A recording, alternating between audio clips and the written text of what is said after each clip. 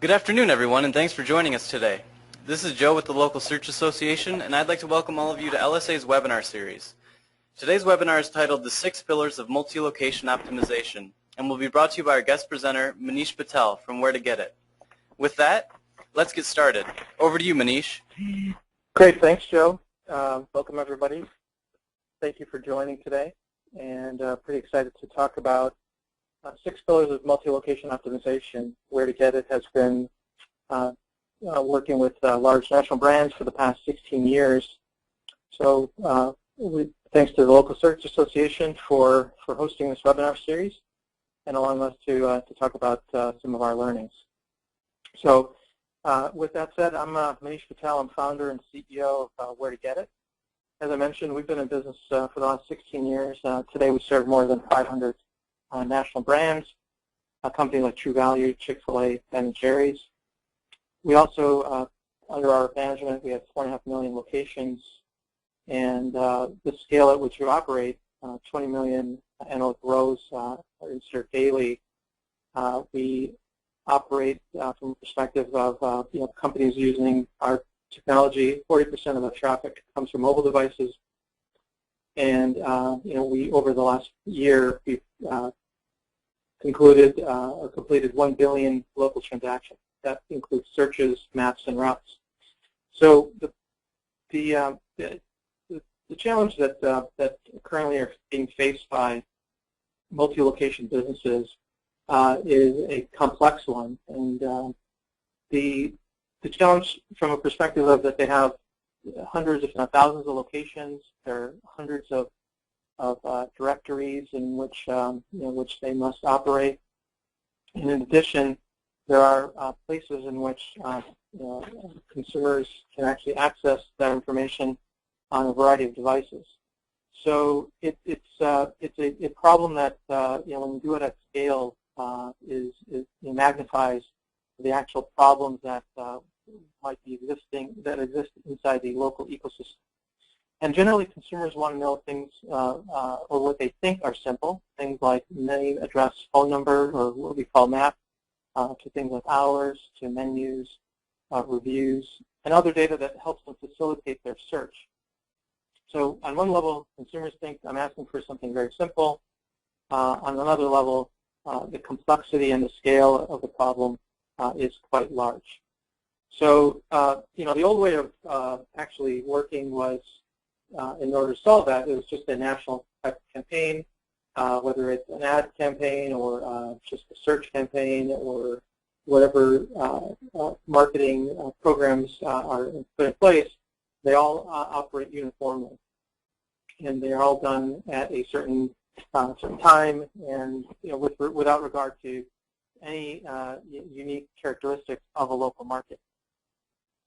So, as I mentioned, the path of today's consumer is no longer linear. They might visit a brand website, they might do a mobile search, they may receive an email newsletter, they may download a coupon, they may receive a recommendation from a friend. And at the end of the day, that consumer is trying to make a purchase. And as we all know, 95% of commerce still happens offline. So with all that's still being said about e-commerce and so forth, the drive from online to offline still generates 95% of commerce. So one of the things that we talk about is why go local, and the main thing is for reach. Today, consumers think about all these different ways that they can get access to the information. And brands are thinking that my corporate website is more than enough.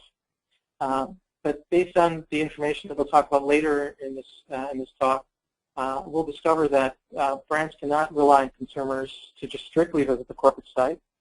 Consumer behavior has changed in a dramatic way, and in many cases we're seeing Google Plus traffic greater than even at the corporate site. So the reality is that the consumers might see local profile and local profile assets than they might even see the main corporate website. So reach is definitely one core reason why to go local. We'll explain other reasons as we move on. in our conversation today. So the new way is to think about these markets, and if you're a brand, whether it's a regional brand or a national brand, think about marketing to your consumers from a market-by-market perspective. There's seasonality things to consider. There's unique local content that to consider. But more importantly, it's also about how some of these search engines and directories work. And when consumers are on using mobile devices these days, we're finding that that a predominant type of search that might be happening. So having local content is a real good signal to get to the top of those search engines. So the way that we've crafted our approach to breaking this problem down, this very complex problem, is we define it as the 6 pillars of multi-location optimization, and those 6 pillars are embedded in a solution, and then they're wrapped around what we call brand split. So we will start with having a locator on a website. It's typically the most trafficked place on any website. We can go to local pages, and we'll explain what that is, to claiming and syndication, essentially making sure that your information on those directories and engines are correct, consistent, and accurate.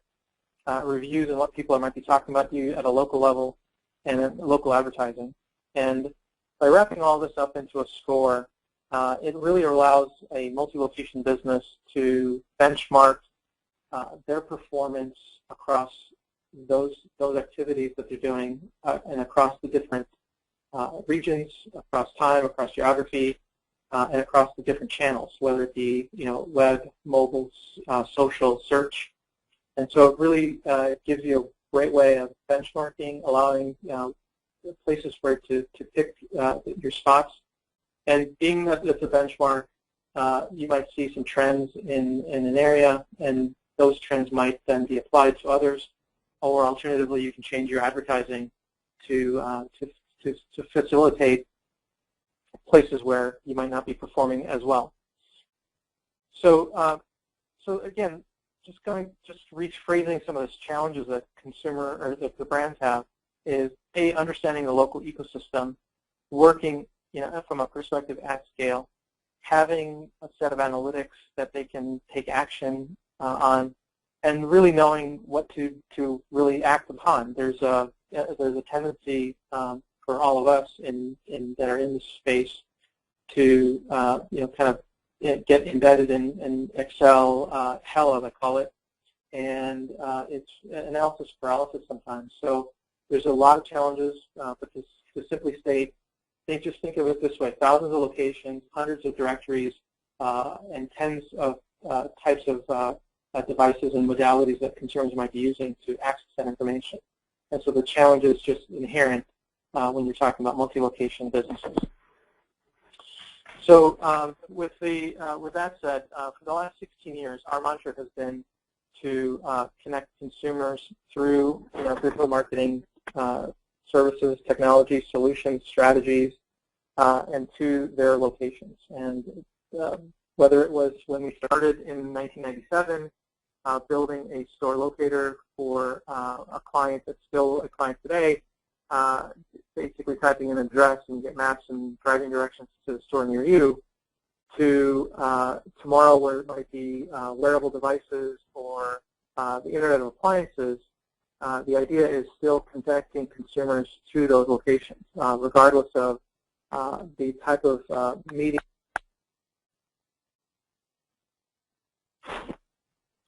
So, so let's go to pillar one, and from that perspective, it's our locator, and the locator is the most trafficked part of any website. However, it's still like an empty shopping cart, and consumers will go to your site, they'll look up a location, and then they will drive to that store, and you're really not sure whether they actually got there or not. So the job really at this moment with that part of it is to not only make sure that you have a centralized database, but there's a location content system that allows you to update not only the address information, but local content, whether it be coupons and events, hours of operation, whether they have a menu, etc. And then also offer a seamless experience, whether it be desktop to mobile to social, and then making sure that through that process, one of the things that Where2Getit does is geocoding accuracy and making sure that all the location information is managed not only from a web perspective, but then we will marry that against social channels and making sure that the geocodes are actually consistent amongst not only their store locator, but also across all those different social channels. And then along the way, we create geofences for every store location so that they can use that for local advertising down the line. So the locator becomes this kind of the starting place for that local content, and it turns into a place where you can start to derive different initiatives from the locator. So we, when we created this diagram, for us, the location data is the star. And many times when we go to brands and we visit brands, they think about the silos. They talk about search, and they have a person in mobile, and they have a person for social. But many times there is never an owner for the location. And so we are always advocating that within organizations there should be a person that owns the location. Sometimes the location data that we receive come from credit parts of the business to operation parts of the business. Sometimes it comes from marketing, sometimes it comes from real estate. But there's never really one owner. And so, the first thing we start talking to a customer about would be making that location the star. We go out and build these properties, and then from there we will push the information to extended places like Google and Yelp, Yahoo and Bing, and then also claim and syndicate. And we'll talk about that as we move forward. So, just from a business locator perspective, some of the things to be thinking about are making sure that you have things that they can share the location information with their friends, or a text message if they're on the go. Making sure that it's easy to have things like store hours. There was an example where on Thanksgiving, where based on the hours and based on the information that we have available to us, we can basically move this information up or down. With respect to some of the other things, criteria filters, whether they have Wi-Fi or whether it's there's a playground for children, things like that. So make it easily accessible to the user. And again, integrating things like Facebook Live, or if it's depending on the industry, LinkedIn or Pinterest and/or Twitter integration would be something that you'd want to consider as well. Again, as I mentioned before, make the experience adaptive, so that the consumer, regardless of the type of device they're accessing you, everything is seamless from their perspective. And as we've already talked about, integration with social media. So that's pillar one, locator, big hub in terms of your big starting point from where you can approach the conversation. With respect to pillar two, local landing pages, again, some of the challenges that exist is that many times they're not search friendly, they're not responsive, they lack local integration, local content. There's no way to manage thousands of locations, so having a multi-location content management system, making it scalable. And local listings are partly determined by your local page, and so it's important to make sure that content, as you update, it immediately gets to the locator and the landing pages immediately. So content management system definitely helps there. And also making sure that as you open locations or close locations, that information is then automatically removed from being found on these types of search engines, and that's also very important to make sure that these locations are created and deleted on the fly, so that consumers are not being served wrong information. And through our content management system, when you add a location or you delete a location, that happens automatically. So creating a local landing page is a must for every location. And I say this as a must because in that cuts in 2010 said create a web page for every location. So now this is 4 years old data, yet many times we're finding that this is not a practice that people are deploying. And the local page is really the center of your local web. So places like Yelp and Google, need a place that you can point, and you can point from a local page perspective. Organic results would also be linked here, mobile searches and things of that like. So essentially, creating the center of that local web, the local page is very important for a variety of reasons, and it's important that that practice be understood as a best practice. So some of the mechanics are simple things. Again, as we talked about on the Locator side, social integration. But here on a page, optimize URLs, keyword-rich information, store specific data, optimize keywords, review data, maybe forms that people can fill out, and really it has to be relevant, of course, to the user, but also information such as this gets picked up and organically shown on search. So it's very important that these local pages are designed well. And again, the local pages must be mobile compatible, so that's important that they have that responsive design, and/or if you want a different type of look and feel on a phone, then make it compatible with the type of device that you're targeting.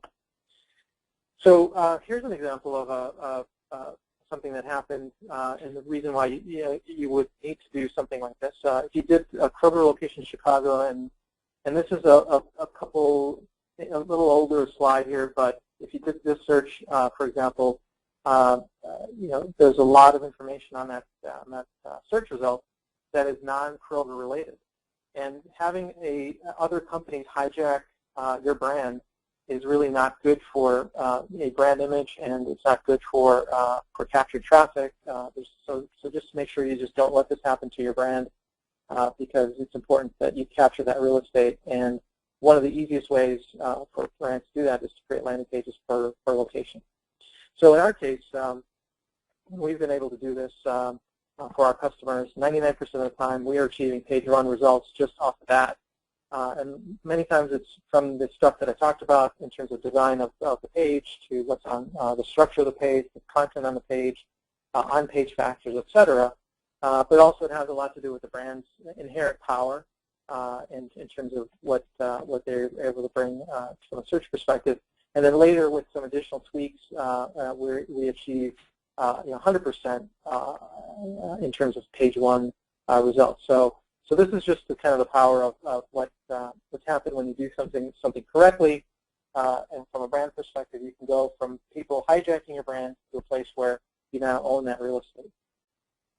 Local pages also allow you to connect with your consumers through promotions, and so it's important that you can not only capture those promotions and put them on the page, but then you can then further syndicate those promotions to Google+, Facebook, and Foursquare. Very important to think through end-to-end. Again, having that location content management system allows you to do all that from one central interface. And then finally, if all that doesn't matter to a brand, what does matter to a brand is dollars and cents. And so you might talk until you're blue in the face on the value of doing something, but once you start to talk about dollars and cents, things start to move. And in this situation, with one example client, we had 3 million visits, and on average 80 cents cost per visit. But with local, we were able to drive 5 million visits at a total cost of about $250,000. So same example that I just went through with the Locator and landing page, very effective way of driving traffic. At the end of the day, what's the purpose? Connecting consumers to a local store. That's the purpose. How you do it, it shouldn't matter to the brand, to the extent that you can prove that you're doing it cost effectively. So pillar 3 is claiming syndication and data quality, and making sure that you've claimed your listings. So some of the challenges that exist for the enterprise today is that these portals have been developed for SMBs, and yet they still don't understand from a multi-location perspective. So while Google and Bing offer great bulk upload tools, the support on Google's perspective is somewhat suspect. Analytics are good, but it's on a per location basis. Bing, there are no analytics. Yahoo, no analytics. Facebook, Foursquare, and Yelp offer excellent analytics, but from Yelp's bulk upload perspective, they don't really work with brands that well from the perspective that if you had to just kind of send them a file unless you're paying them quite a lot of money. So there's a lot of inherent challenges just in these 6. Imagine what challenges are across other networks, other directories, and so forth, and not being able to do certain things like removing duplicates and user editing is allowed on various engines, and how do you control that? To maintaining, and so basically maintaining quality of local search requires policing all your external data. And this is just on the external side. So the internal problems from claiming are, require an investment by corporate America to invest in the quality of the data. So for example, in this situation, we had a restaurant chain. Just before we got started, 7% of the locations were missing in Google, 17% were duplicate on Google, and 23% of the locations had name, address, and phone number errors. For example, on Bing, another client, 6% of their locations were missing, 40% were duplicate, with 8% having name, address, phone number errors. And again, on Facebook, the problem is even exaggerated because it's easy to create a duplicate location on Facebook. So 55% of the locations in this case were duplicated. So you can just see the challenge before you even start. Not to say what happens after you do it. This is just before you even get off the ground.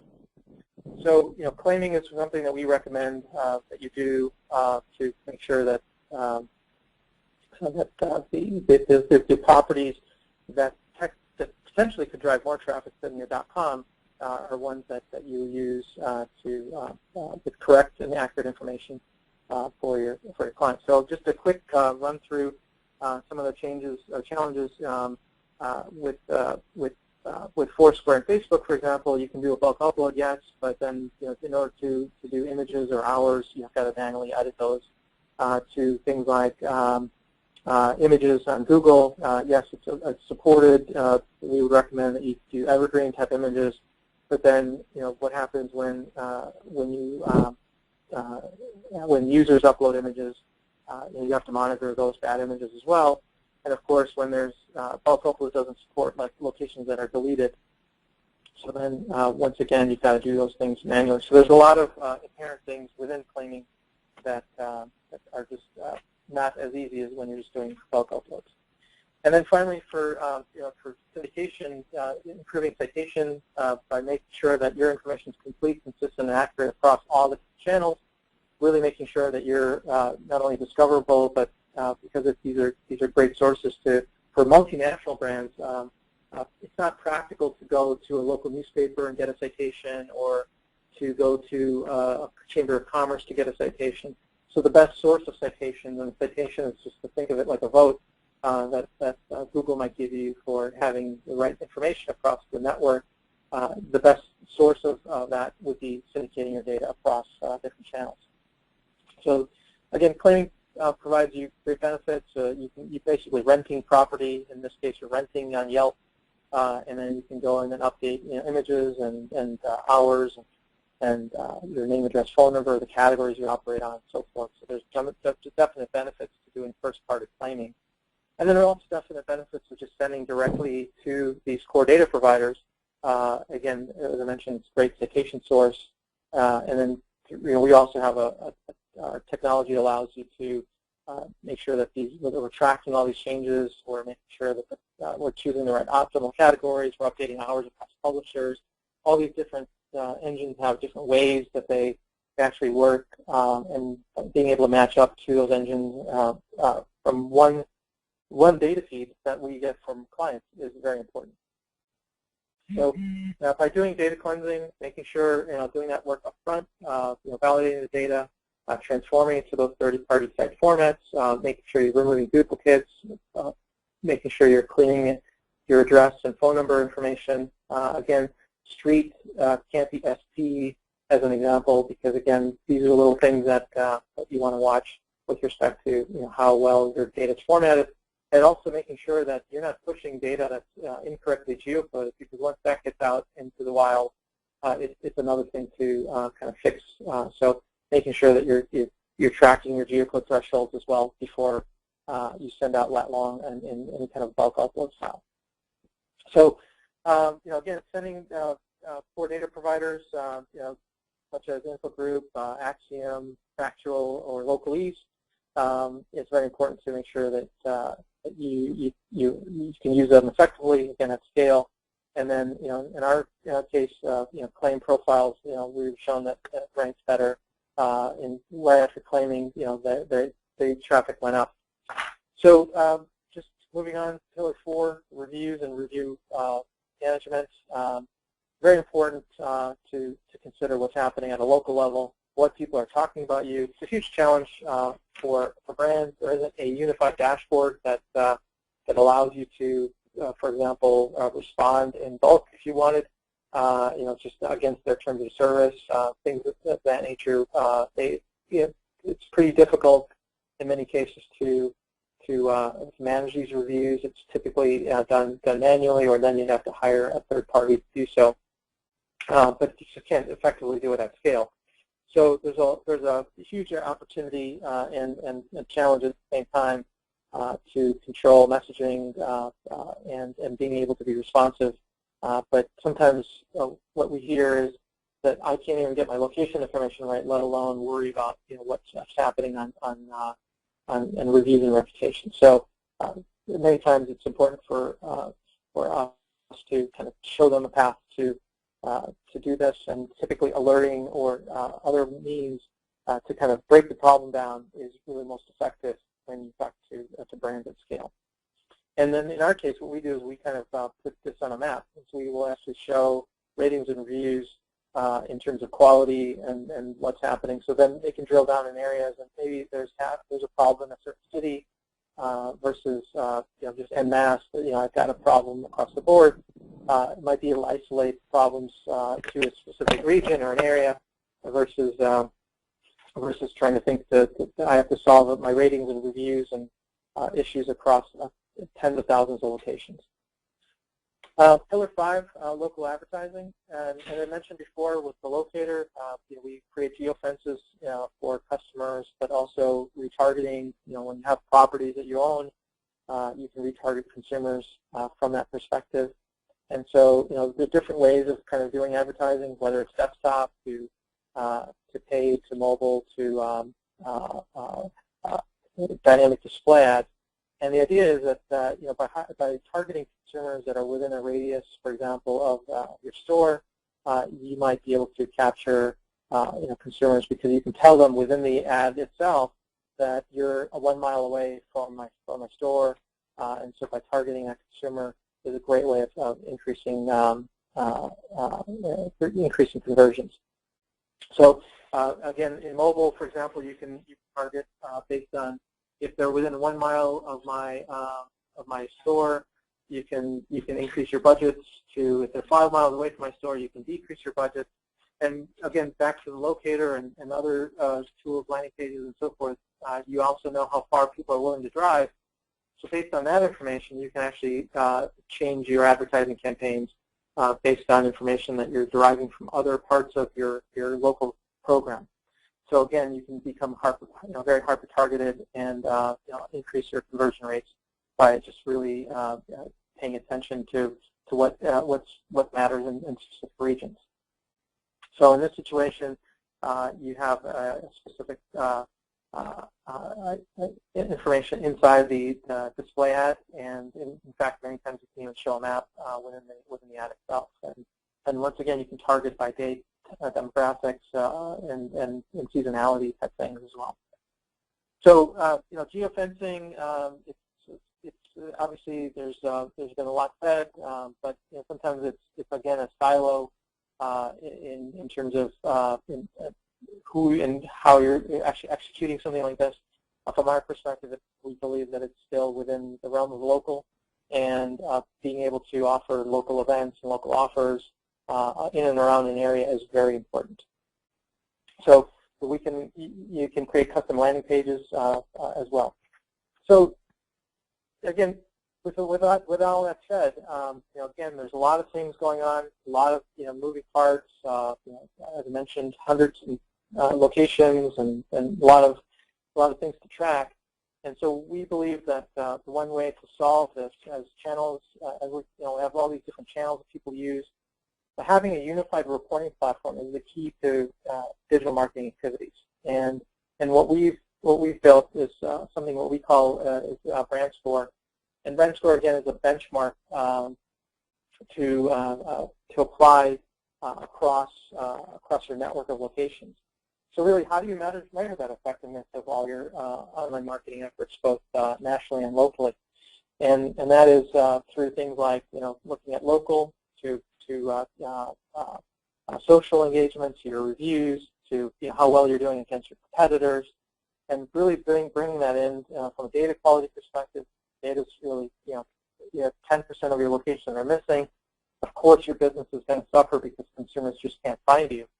So from that perspective, by being able to score the things that are very important across the digital footprint of a national brand, it's important to kind of highlight that and surface it from a very understandable perspective. So by giving a score of 700, because the score ranges between 450 and 850, one can easily see that one is going up or another area is going down.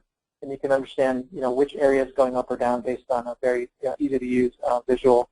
And again, distilling this information from a perspective that these are the areas that you should focus your efforts on. Again, you can change your ad campaigns based on places that you're not performing well, or your competition is doing much better than you are in search, or alternatively, you're just having bad reviews and so forth to kind of support an area. You can actually change the way that you actually market based on something that we're measuring. So again, brand score is basically a compilation of about 200 online and offline signals, and it can give you that insight not only at a national level but also at a local level, and how well each individual location is performing.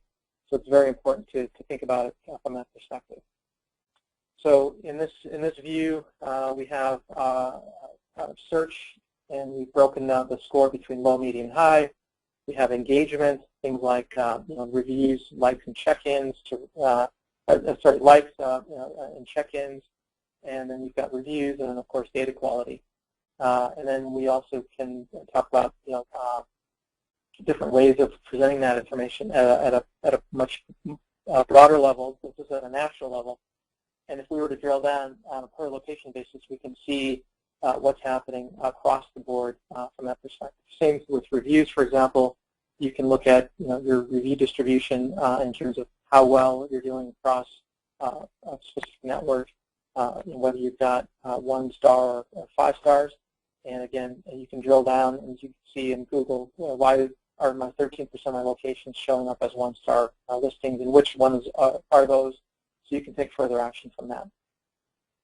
In this particular view, you can look at your rating on keywords, for example, and if you're below 10th position, you're effectively dead because who goes to page 2 anyway. So the idea is that those locations that are not showing on page 1, surfacing them and allowing the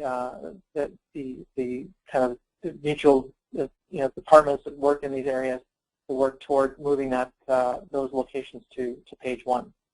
So that's what in this case search does. And then data quality, once again, thinking about missing locations, bad addresses, bad phones, bad website, unclaimed locations, things of that nature, important to really surface as well on a scale level.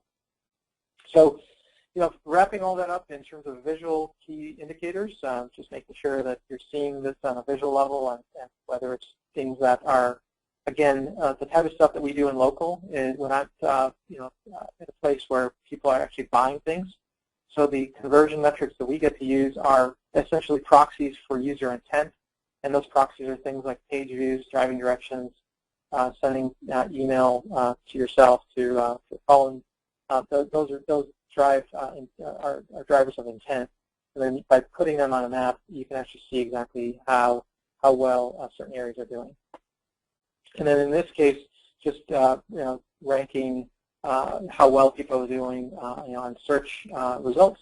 Again, throwing that visually on a map, seeing exactly how well certain stores might be doing versus others. So just as we kind of wrap up here, we'll talk about Where2Getit. We're 100% employee-owned.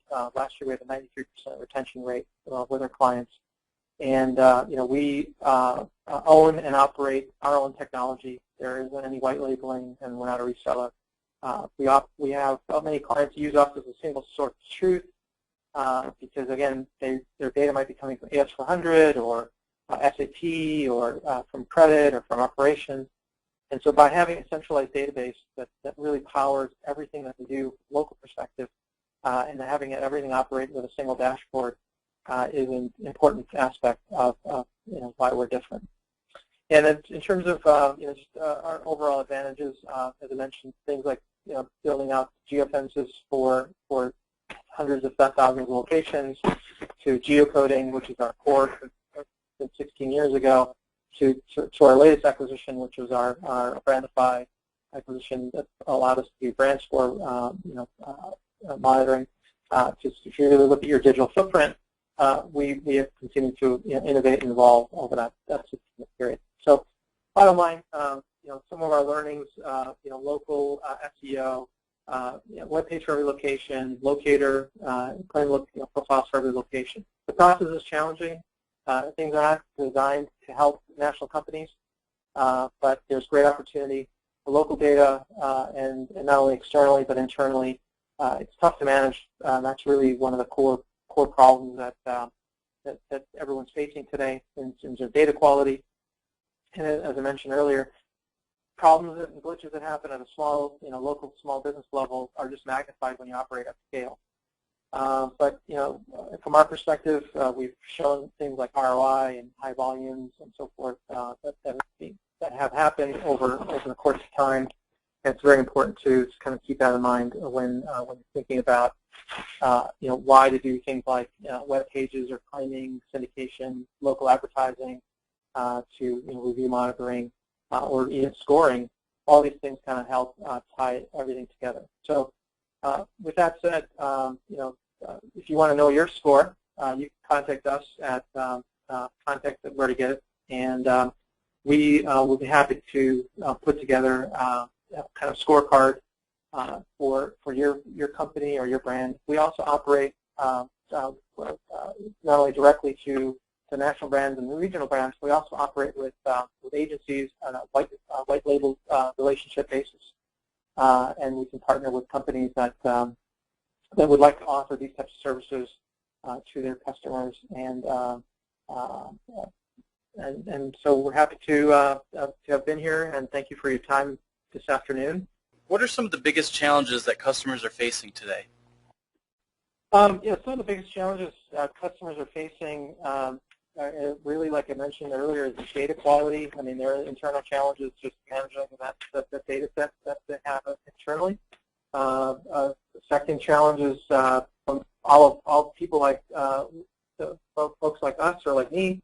We tend to make things overly complex and complicated, and which is the reason why, from our perspective, scoring locations and allowing a benchmark so it's easy to understand, taking all of that kind of level of information and just aggregating it, saying, we're monitoring all of this information for you. Here's an easy to understand method to know what's happening and to connect consumers to locations, and basically, because we can also bring in external sales data, and we can showcase that a good online, good profile, or your healthy digital footprint equates to offline sales is another aspect of being able to demonstrate that. So those are some of the challenges: data quality, simplifying the approach to those customers, and improving it from a perspective that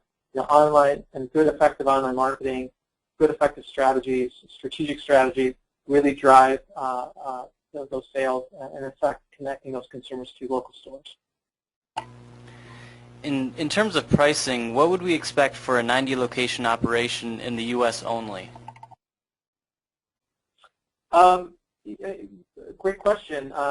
Today, if you had to go to different vendors to add up what you just heard, my guess would be anywhere from $300 per location to $1,000 per location per year. From our perspective, that's what, when you have to add up all those locations simultaneously. But we're much, we would be much different based on the needs of the client, and in that situation, probably sub, 250 would be the answer. From an ROI standpoint, how effective is your retargeting suite? Is this part of your technology?